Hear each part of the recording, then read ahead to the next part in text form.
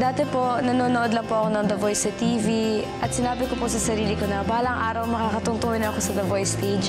So yun po, nabigyan po ako ng chance na sumali sa The Voice Teens. Nung battles po, tinili po ako ni Coach Sharon and I was super happy kasi po nabigyan pa po ako ng second chance. Pero may problema po kasi after nung live shows, nagkasakit po ako. Nawala po yung boses ko. Ngayon, medyo bumabalik na siya. Kumusta ka? How are you feeling? Kahapon po, Parang may sipon, parang... may sakit po ako.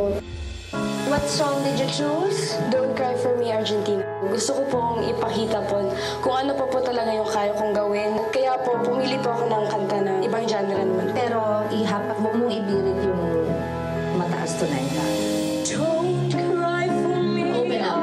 Argentina. You can do this softly. Don't cry for me, Argentina.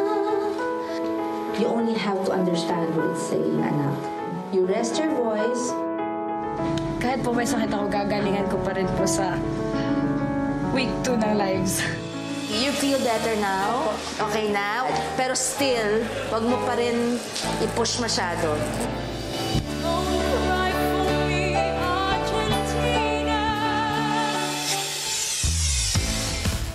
Ang dami ko nang pinagdaanan dito sa The Voice Teens at ako na lang ang last teal na teen artist. Papatunayan ko sa inyo na karapat-dapat akong umabot sa Grand Finals.